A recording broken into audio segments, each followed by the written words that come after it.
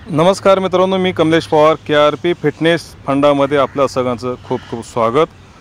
मित्रांनो, हल्लीच्या या धकाधकीच्या जीवनामध्ये लोकांना गुडघेदुखीचा त्रास सहन करावा लागत आहे। कारण आता सध्या बैठे काम आहे, वर्क फ्रॉम होम आहे, त्याचबरोबर कंपनीमध्ये तासोन तास आपल्याला बसावं लागतं। त्यामुळे गुडघ्यांचा त्रास किंवा गुडघेदुखी सुरू झालेली आहे। त्याचबरोबर वजन वाढल्यामुळे देखील आपल्या गुडघ्यावरती ताण येत चाललेला आहे किंवा जास्त वेळ उभं राहिल्यामुळे देखील गुडघ्यांवरती ताण येतो आणि गुडघेदुखी सुरू झालेला आहे।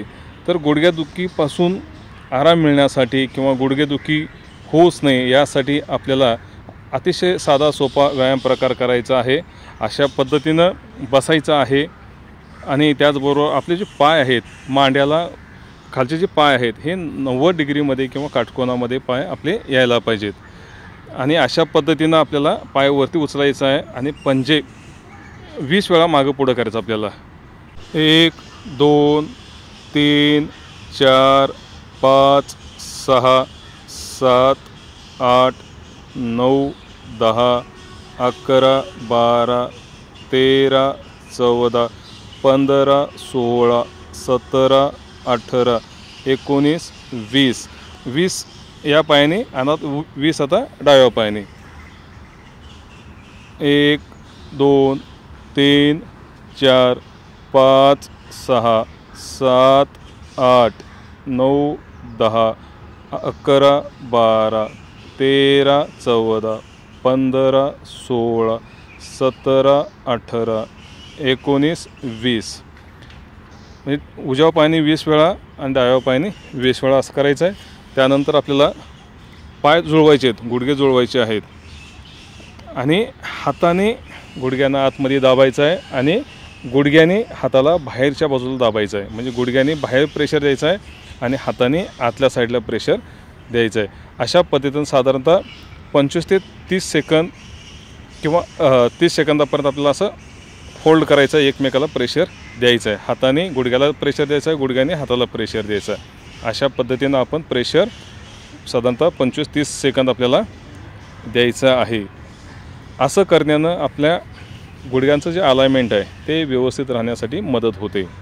आता आपण हीच पोझिशन साधारणतः 30 सेकंदापर्यंत होल्ड करूया।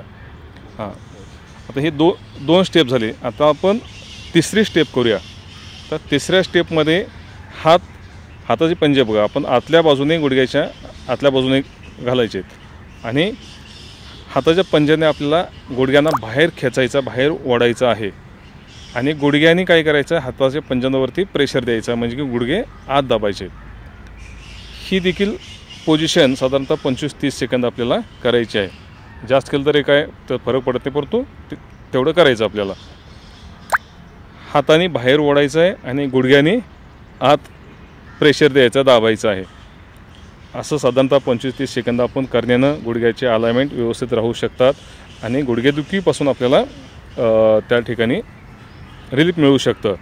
ज्यांचे गुडघे दुखत नाही त्यांनी केलं तर भविष्यात गुडघे दुखणार नाहीत आणि ज्यांचे गुडघे दुखत आहेत त्यांनी हा व्यायाम प्रकार नियमित केल्याने गुडघेदुखीपासून आपल्याला आराम मिळू शकतो आणि गुडघेदुखी थांबण्यास देखील मदत होते।